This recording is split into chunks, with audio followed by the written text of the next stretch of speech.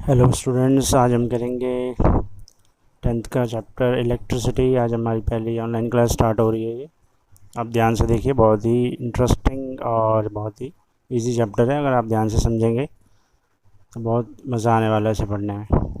ठीक है, तो सबसे पहले हम जानेंगे कि इलेक्ट्रिसिटी है क्या चीज़। ठीक है, तो इलेक्ट्रिसिटी जो होता है बेसिकली वो होता है स्टडी ऑफ चार्जेस। हम चार्जेस को स्टडी करते हैं। मैं नोट करते जाऊंगा, साथ साथ आप भी इसके नोट्स बनाते जाइए। और अगर आप पहले देख के बाद में वीडियो पॉज करके भी नोट्स बना सकते हैं। आप देखते जाइए। स्टडी ऑफ चार्जेस को हम कहते हैं इलेक्ट्रिसिटी। अब बेसिकली इसमें दो टाइप के आते हैं। एक तो होता है हमारा स्टैटिक इलेक्ट्रिसिटी और एक होता है करंट इलेक्ट्रिसिटी। हमें जो अभी अपने 10th में पढ़ना है वो करंट इलेक्ट्रिसिटी है। स्टैटिक इलेक्ट्रिसिटी आपने पहले पढ़ा है, 8th में भी पढ़ा होगा। जो चार्जेस एट रेस्ट को हम कहते हैं स्टैटिक, और दूसरा होता है हमारा करंट इलेक्ट्रिसिटी। पहला है स्टैटिक, जिसको हम कहते हैं अपने charges at rest, study of charges at rest.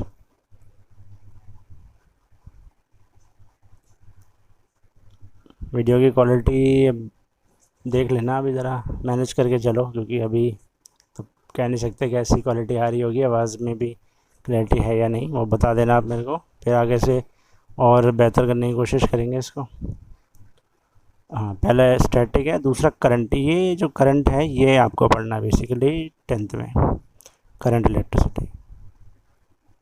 ठीक है जी। ये क्या होता है? Study of charges in motion. Camera angle set करते हैं ज़रा सा, बड़ी दिक्कत है इसे कराने में भाई। चलो ठीक है। Study of charges at in motion, तो ये हमने पढ़ना है बेसिकली कि मोशन में स्टडी ऑफ चार्जेस, कैसे चार्जेस मूव करते हैं और कैसे करंट पैदा होता है।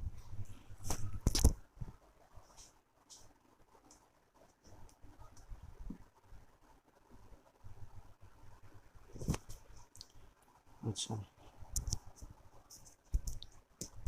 तो जो चार्जेस मोशन की हम बात करेंगे वो बेसिकली होता है कंडक्टर्स में। आपने पढ़ा होगा कंडक्टर्स के बारे में, इंसुलेटर्स के बारे में। तो कंडक्टर्स में क्या होता है कि करंट, हम कहते हैं कि गुड कंडक्टर कौन है? जो करंट को पास करा दे अपने अंदर से, वो गुड कंडक्टर ऑफ इलेक्ट्रिसिटी होता है।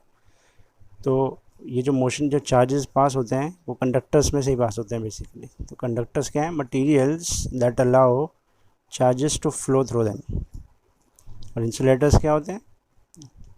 इसका उल्टा हो जाएगा भाई, बिल्कुल। materials that doesn't allow materials that allow charges to flow through them।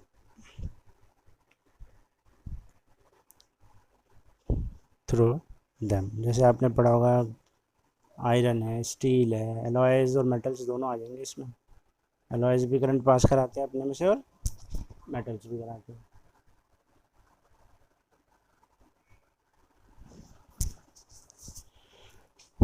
जैसे for example alloys and metals. तो अब कंडक्टर्स को हम कंडक्टर कहते क्यों हैं बेसिकली, कि कंडक्टर में से करंट पास करता क्यों है? पहले आपको ये जानना है कंडक्टर में से करंट पास करता क्यों है। क्योंकि किसी भी चीज़ में से करंट तभी पास करेगा जब उसके अंदर फ्री चार्ज कैरियर्स होंगे। तो कंडक्टर में बेसिकली क्या होता है, जैसे मेटल्स होते हैं, तो आपने पढ़ा होगा मेटल्स में क्या होता है। ये बेसिक है, आप ये थोड़ा सा इसको जानेंगे फिर आगे बढ़ते हैं। अब जैसे आप नॉर्मल एक एटम बनाते हो, तो ये न्यूक्लियस हो गया और ये शेल्स हो गए इसमें। अब ये शेल्स में क्या होता है, ये बीच में प्लस होता है पॉजिटिव चार्ज, और यहाँ पे इलेक्ट्रॉन्स घूमते हैं शेल्स में। इलेक्ट्रॉन्स यहाँ पे घूम रहे होंगे, KLMN शेल 9th में पढ़ा ही है सारा। तो ये ऐसे इलेक्ट्रॉन जो रिवॉल्व करेंगे, नेगेटिव चार्ज होता है इलेक्ट्रॉन्स का, यहाँ बीच में पॉजिटिव चार्ज होता है। तो जब इलेक्ट्रॉन मूव करते हैं तो करंट, ये क्या होता है, इसमें कई सारे इलेक्ट्रॉन्स होते हैं। अब जैसे एटम का साइज़ बड़ा होता जाएगा तो ये जो इलेक्ट्रॉन्स हैं, ये आउटर मोस्ट इलेक्ट्रॉन्स में कई बार एक फ्री इलेक्ट्रॉन भी निकल जाता है। जैसे यहाँ पे ये तो सारे ऑक्यूपाइड हैं और इसके अंदर जो आउटर मोस्ट शेल होगी वहाँ पे एक फ्री इलेक्ट्रॉन होगा, किसी में एक हो सकता है, दो हो सकते हैं, ठीक है। तो वो फ्री इलेक्ट्रॉन जो होगा वो जब मूव करेगा तब वो फ्री इलेक्ट्रॉन के मूवमेंट की वजह से करंट फ्लो होता है। तो हम क्या कहते हैं, जो फ्लो ऑफ चार्जेस है ना बेसिकली, तो फ्लो ऑफ चार्जेस, तो चार्जेस क्या हैं, वो चार्जेस जो हमने पढ़ा था, ये चार्जेस ये बेसिकली फ्लो ऑफ इलेक्ट्रॉन में चार्ज है नेगेटिव, ये जब नेगेटिव चार्ज फ्लो करता है उसकी वजह से करंट फ्लो करता है, ठीक है। तो ये फ्लो करता क्यों है, ये फ्री इलेक्ट्रॉन होता है। जब हम कोई फोर्स अप्लाइड करते हैं किसी कंडक्टर पे तो ये इलेक्ट्रॉन्स निकलते हैं। अब जैसे कंडक्टर में तो एक कंडक्टर है, मान लो आयरन है, तो उसमें कई सारे ऐसे करोड़ों एटम्स होंगे, सब में एक एक फ्री इलेक्ट्रॉन्स होगा, दो दो होंगे, कितने भी हो सकते हैं। तो वो फ्री इलेक्ट्रॉन जब ये यहाँ से फ्री इलेक्ट्रॉन इसमें से जंप करके, इसके शेल्स में से जंप करके निकलेगा और ये दूसरे एटम में चला जाएगा, ऐसे उस दूसरे एटम का फ्री इलेक्ट्रॉन अगले एटम में चला जाएगा। तो ये फ्री इलेक्ट्रॉन्स की चेन बन जाती है पूरी। तो ये करोड़ों फ्री इलेक्ट्रॉन जब मूव करना शुरू कर देते हैं तो करंट पास होता है। तो ये तो मैंने एक एटम बताया आपको, ऐसे करोड़ों एटम्स होते हैं इस कंडक्टर के अंदर। अब करोड़ों एटम में एक एक दो दो फ्री इलेक्ट्रॉन्स होंगे, सब में किसी में एक होगा, किसी में दो होते हैं, तो वो मूव करना स्टार्ट कर देते हैं। अब जैसे मूव करना स्टार्ट करेंगे तो वो फ्लो ऑफ चार्ज होना लगेगा। जो फ्लो ऑफ चार्ज होगा उसी को हम क्या कहते हैं, इलेक्ट्रिसिटी, कि करंट फ्लो कर रहा है, मतलब चार्जेस फ्लो कर रहे हैं बेसिकली, इलेक्ट्रॉन्स फ्लो कर रहा है, उसकी वजह से करंट फ्लो करता है। ये होता है फ्री इलेक्ट्रॉन से कंसेप्ट। ये हमारा फ्री इलेक्ट्रॉन है। तो फ्री इलेक्ट्रॉन जब होगा तभी करंट फ्लो करेगा, अदरवाइज़ करंट फ्लो नहीं करेगा। इंसुलेटर्स में क्या होता है, कोई फ्री इलेक्ट्रॉन नहीं होता। जब फ्री इलेक्ट्रॉन होगा ही नहीं, करंट फ्लो करेगा ही नहीं। तो करंट हमेशा कंडक्टर्स में ही फ्लो करता है। बात आ रही है ना समझ में आप लोगों को? इस तरह से हम देखेंगे इसको। अब जैसे एक मैं आपको बताता हूँ सिंपल सी चीज़ जैसे मैं फिगर बनाता हूँ फिर बताता हूँ।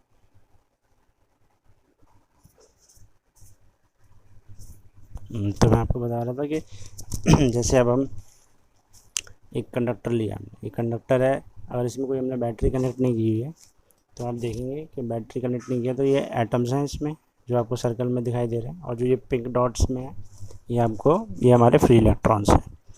तो जब कोई बैटरी कनेक्ट नहीं होती तो ये कहीं भी मूव करते हैं, जिगजैग मोशन होता है फ्री इलेक्ट्रॉन्स का, ऊपर नीचे कहीं भी मूव कर रहे होंगे, ठीक है। जैसे हम इसमें यहाँ पे सेकंड फिगर में देखेंगे, जैसे बैटरी कनेक्ट कर देंगे तो ये एक मोशन, एक स्ट्रेट पाथ, ये मतलब एक स्ट्रेट लाइन में मूव करने लगते हैं, स्ट्रेट पाथ फॉलो करते हैं। ये हमने बैटरी कनेक्ट की है, ये सेल नेगेटिव पॉजिटिव, ये हमने बैटरी लगाई है, तो ये हमेशा इलेक्ट्रॉन्स का नेगेटिव चार्ज होता है, तो ये नेगेटिव है तो नेगेटिव नेगेटिव रिपेल करेगा तो ये इस तरफ, इस डायरेक्शन में मूव करने लगेगी। तो ये जब होता है जब हम बैटरी कनेक्ट कर देते हैं, कोई भी सेल लगा दो या कोई बैटरी लगा दोगे तब आपको करंट का पता चलेगा, तब आप इलेक्ट्रॉन्स की मूवमेंट स्टार्ट हो जाएगी। तो ये है जब कोई एक नॉर्मल कंडक्टर है, जब इसमें कोई भी करंट फ्लो नहीं कर रहा तो वो भी फ्री इलेक्ट्रॉन्स हैं इसमें, और जब हमने इसमें सेल लगा दिया, बैटरी लगा दी, तो फ्री इलेक्ट्रॉन्स की मूवमेंट शुरू हो गई, इसकी वजह से करंट फ्लो करने लगेगा, इसमें करंट फ्लो करने लगेगा। तो ये है बेसिकली, ये इसका जो स्टार्टिंग है, जो आपको थोड़ा सा जानना था। ये अब इसके बाद हमारा मेन स्टार्ट होगा, जो हमने एग्ज़ाम पॉइंट ऑफ व्यू से यहाँ पे पढ़ना है इस चैप्टर में। ये थोड़ा सा बेसिक था कि करंट पास करता क्यों है। करंट दो तरह की इलेक्ट्रिसिटी है, स्टैटिक है, करंट इलेक्ट्रिसिटी है, ठीक है। तो कंडक्टर में क्या क्या होता है जिस वजह से करंट पास करता है, बेसिक था, बेसिक रिक्वायरमेंट है ये। इसके बाद हम करेंगे अब स्टार्ट, हमारा पहला टॉपिक होगा यहाँ पे करंट इलेक्ट्रिसिटी, इलेक्ट्रिक करंट कैसे फ्लो करता है। आप देखेंगे इलेक्ट्रिक करंट होता क्या है बेसिकली। पहले सबसे पहले हम जानेंगे इलेक्ट्रिक करंट के बारे में, और आप वीडियोस को देखते रहिए, नहीं समझ आई तो रिपीट, एक दो बार रिपीट करके देखिए तो समझ आ जाएगा, नहीं आएगा तो फिर डाउट्स पूछ लेना, फिर भी कोई डाउट हो तो पूछ सकते हो आप। अच्छा, इलेक्ट्रिक करंट क्या है? करंट हम किसको कहते हैं? करंट बेसिकली कहते हैं यही करंट है, चार्ज जो फ्लो कर रहा है, लेकिन हम इसको बोलेंगे चार्ज फ्लो कर रहा है एक पर्टिकुलर एरिया में इन अ पर्टिकुलर टाइम। एक हम एरिया स्पेसिफाई करेंगे कि भाई इतना कंडक्टर है, ये एक एरिया है इसका, और एक टाइम में, एक सेकंड में कितना करंट इसमें से फ्लो कर रहा है, तो एक टाइम हो गया पर्टिकुलर, तो उसको हम बोलते हैं current flowing particular area in unit time. तो इलेक्ट्रिक करंट क्या है हमारा, अमाउंट ऑफ चार्ज फ्लोइंग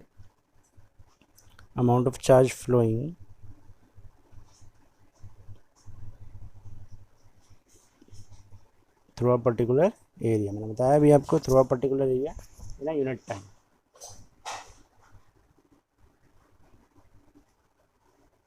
कोई भी एरिया में से चार्ज जो फ्लो करेगा इन यूनिट टाइम, उसी को हम क्या कहेंगे, पर्टिकुलर एरिया पर यूनिट टाइम।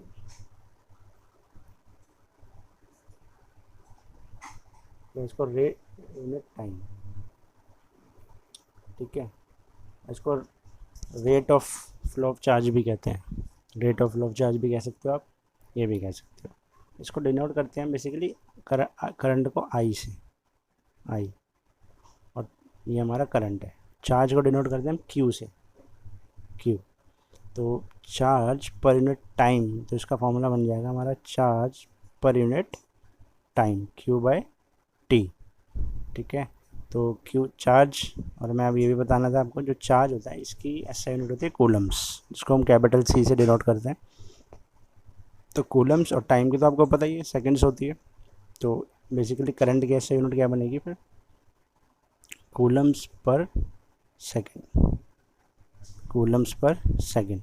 और वैसे इसको एम्पियर में भी बोलते हैं, जो एसआई यूनिट आएगी इसकी एम्पियर होगी। लेकिन ये भी याद रखना, कई बार ऐसा भी हो गया एम्पियर ना दे दें ऑप्शंस वाले क्वेश्चन में, ये कूलम्स पर सेकेंड आ जाए, तो आपको पता होना चाहिए, ठीक है। तो चार्ज की एसआई यूनिट थी, क्यू की जो थी हमारी कूलम्स थी, कूलम कैपिटल सी होता है। और करंट की हमारी जो बनेगी एसआई यूनिट, करंट की जो हमारी एसआई यूनिट बनेगी वो क्या होगी, एम्पियर्स, एम्पियर कैपिटल ए होता है, ऐसे डिनोट करते हैं इसको, ठीक है जी। तो ये हमारा बेसिक पार्ट स्टार्ट हो चुका है अभी। अब हम आगे देखेंगे और क्या करना है हमें। हाँ जी, इसके बाद हमारा, अब इसमें क्वेश्चन आ सकता है, कई बार ऐसे क्वेश्चन आते हैं एग्जाम में। जैसे अब आपको पूछाएगा डिफाइन 1 एम्पियर, 1 एम्पियर को डिफाइन करो। तो 1 एम्पियर क्या होगा, डिफाइन 1 एम्पियर। तो 1 एम्पियर, अब एम्पियर को मैंने आपको बताया क्या होता है, एम्पियर में charge per unit time, charge भी होगा और टाइम भी होगा। तो अगर ये Q की वैल्यू भी 1 हो और T की वैल्यू भी 1 हो, तो I भी क्या आएगा, 1 ही आएगा। तो Q क्या है हमारा, चार्ज, तो मतलब 1 कूलम चार्ज हो और टाइम 1 सेकेंड्स हो, तो I कितना होगा, 1 एम्पियर। आप ऐसे डिफाइन कर सकते हो। तो इसको कैसे लिखेंगे, व्हेन चार्ज, बोलो, when charge pass through a conductor is 1 coulomb of charge in 1 seconds. When 1 coulomb of charge is passed in 1 seconds, then current is said to be 1 ampere, ऐसे कह सकते हैं।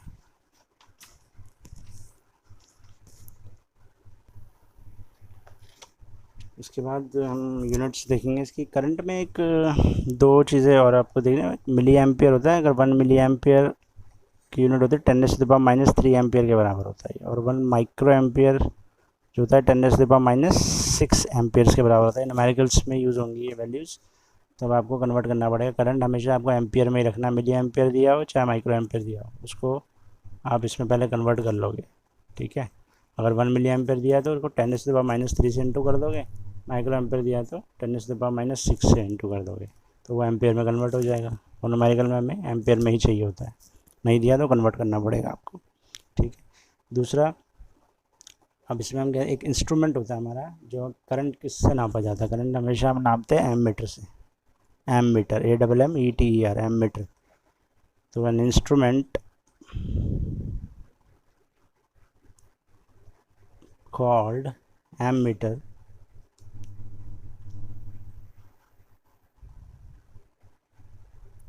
is used to measure electric current.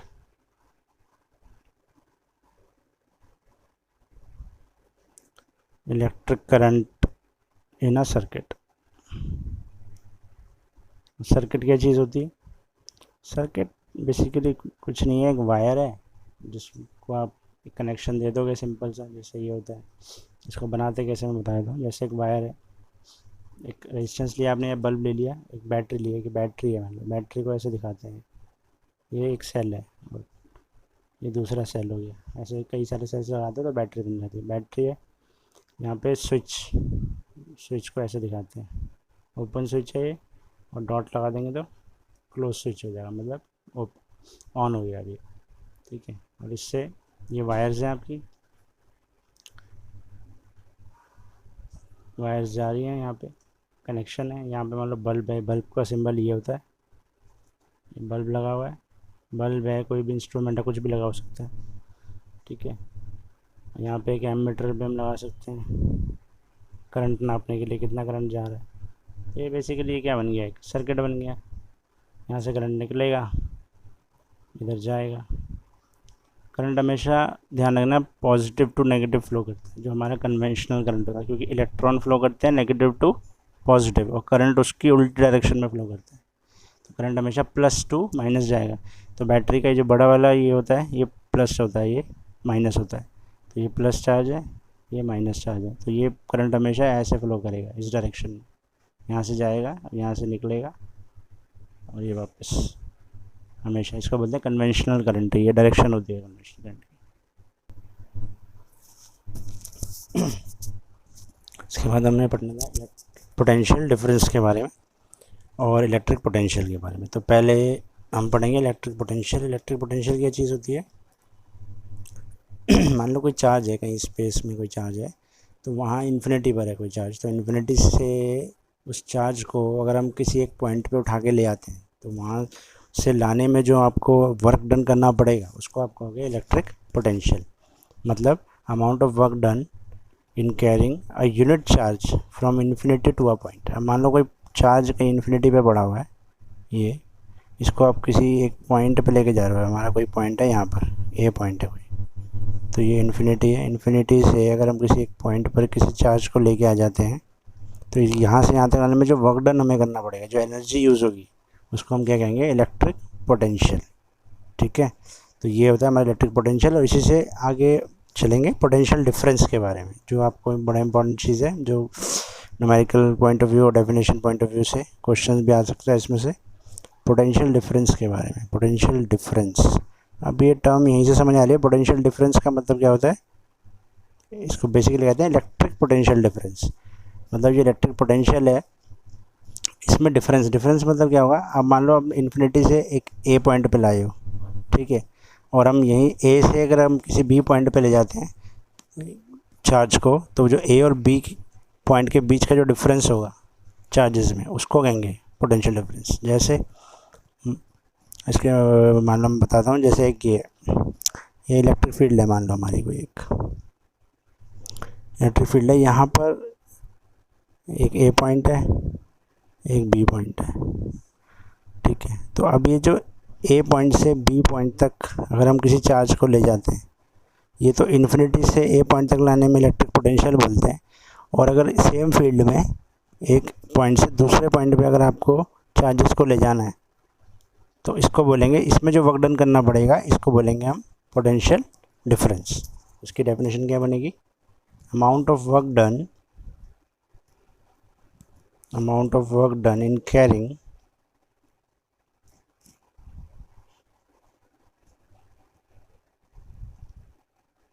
a unit charge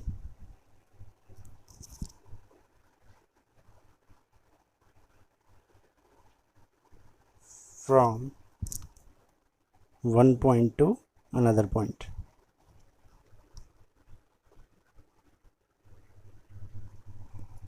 In an electric field.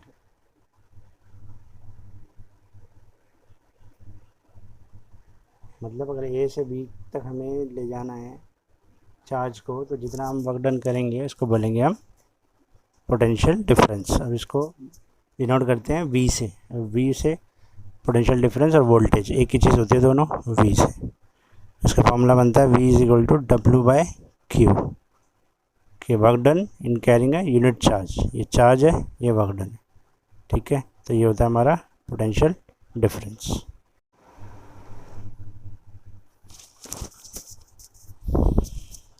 तो हम पढ़ रहे थे voltage के बारे में। अच्छा, तो इसकी एसआई यूनिट क्या होती है? वोल्टेज, पोटेंशियल डिफरेंस और वोल्टेज एक ही चीज़ होती है। एसआई यूनिट क्या होती है वोल्टेज की? SI unit is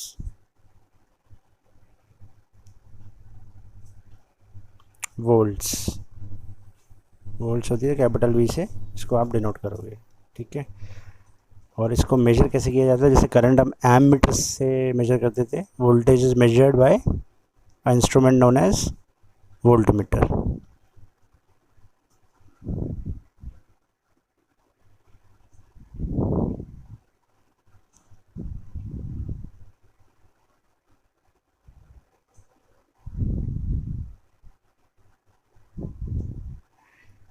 volt meter, ठीक है जी।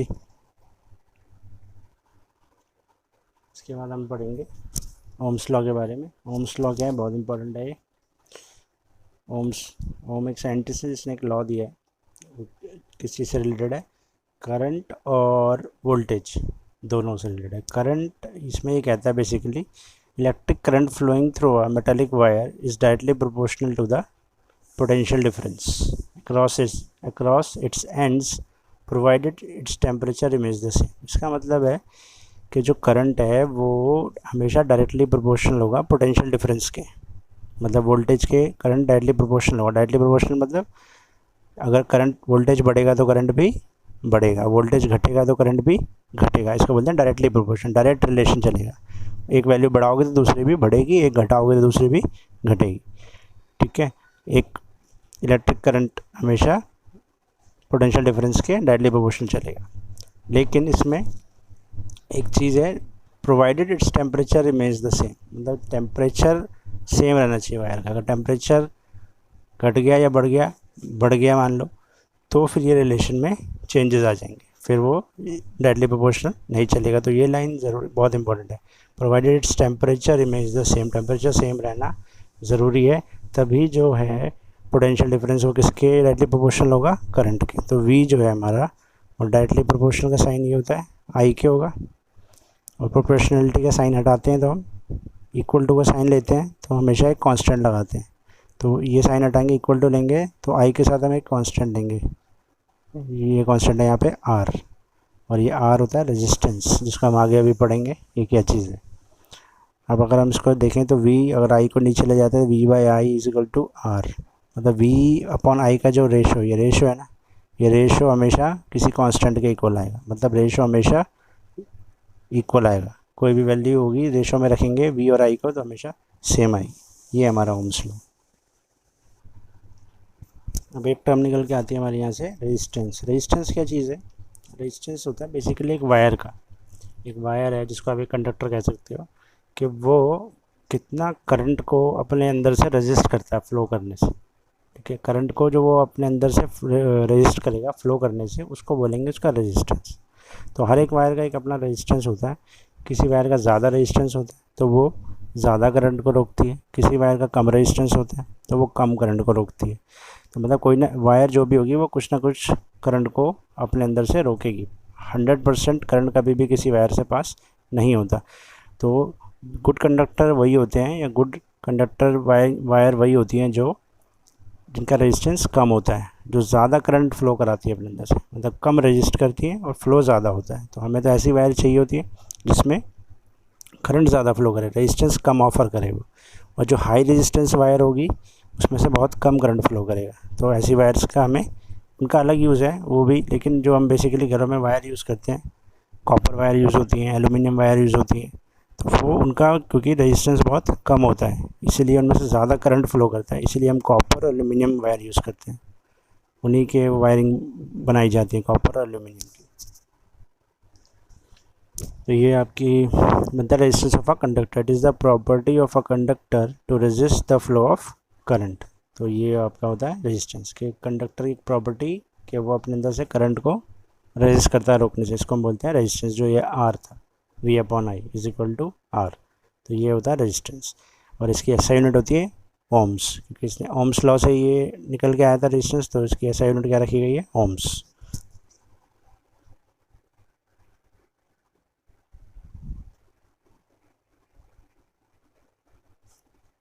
इसको सिंबल ही है इसका, ओम को इस सिंबल से डिनोट करते हैं, ये ओम का सिंबल है, इसकी एसआई यूनिट है ओम। ठीक है, इसके बाद हम करेंगे कि factors affecting resistance of a conductor.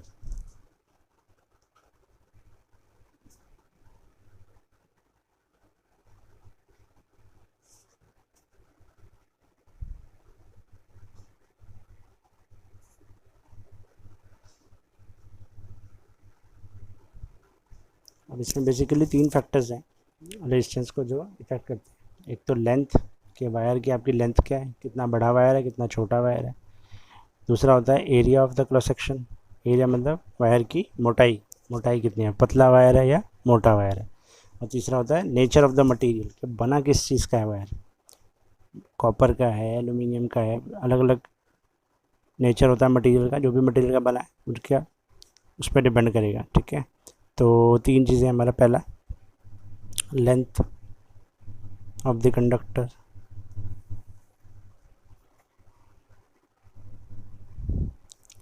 दूसरा रहेगा area of cross section, area of cross section of the conductor, conductor बोलो या वायर एक ही बात है। तीसरा nature of the material of the wire,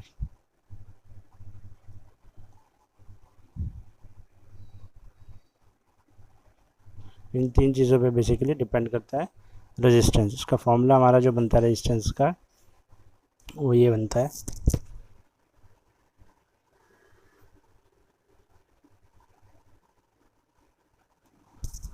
R is equal to rho L by A. Rho, ये रो क्या है, ये P की तरह बनता है ऐसे करके, rho L by A, R is equal to rho L by A. तो रो है बेसिकली रेजिस्टिविटी, इसको हम पढ़ेंगे अभी ये क्या चीज़ होती है। और बाकी L है लेंथ और A है एरिया ऑफ क्रॉस सेक्शन। आपको यहाँ से नज़र आ ही रहा है कि रेजिस्टेंस जो है वो डायरेक्टली प्रोपोर्शनल है लेंथ के और इन्वर्सली प्रोपोर्शनल है एरिया के। ये एरिया नीचे लिखा है ना अपॉन में, तो ये होता है इन्वर्सली प्रोपोर्शनल और ये होता है डायरेक्टली प्रोपोर्शनल। तो डायरेक्टली प्रोपोर्शनल है तो इसका मतलब अगर लेंथ को बढ़ाएंगे तो रेजिस्टेंस बढ़ेगा, लेंथ को घटाएंगे तो रेजिस्टेंस घटेगा।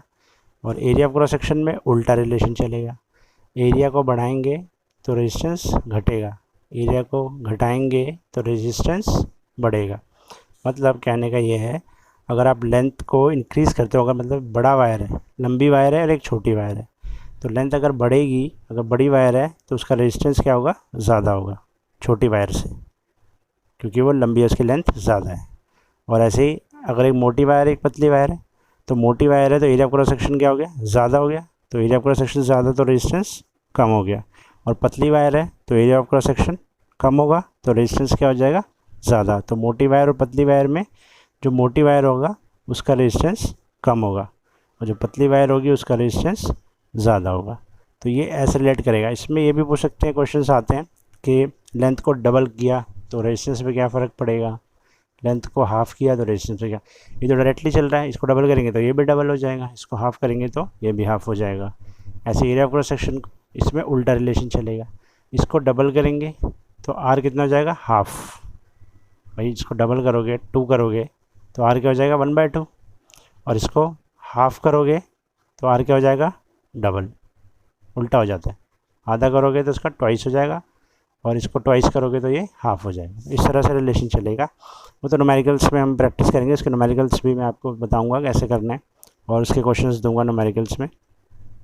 फ़िलहाल अब इतना ही वीडियोस अभी देखो और इसमें इसको पूरा स्टडी करो, उसके डाउट्स कोई हो तो निकालो। बाकी मैं आपको इसके न्यूमेरिकल्स भी दूंगा नेक्स्ट क्लास में, न्यूमेरिकल प्रोवाइड कराऊंगा सारे, और छोटे छोटे न्यूमेरिकल्स करेंगे पहले, फिर उसके बड़े बड़े न्यूमेरिकल्स पे आएंगे। तो अभी फ़िलहाल ये छोटा ही टॉपिक कवर किया हमने, ज़्यादा नहीं किया। इसको एक बार देखो, बेसिक है, थोड़ा सा बेसिक समझ में आएगा तो फिर आगे दिक्कत नहीं होगी। और ये एक 2 क्लासेस और, बस ये 3 क्लासेस में चैप्टर आपका ख़त्म हो जाएगा। फिर एक क्लास में हम न्यूमेरिकल प्रैक्टिस कर लेंगे। न्यूमेरिकल के तो कितने भी प्रैक्टिस कर लो कम ही है। ठीक है, तो अभी बेसिकली इतना ही करते हैं वीडियो को एंड, और आप ध्यान से पढ़ो और डाउट्स आप अपने निकालो। बाय।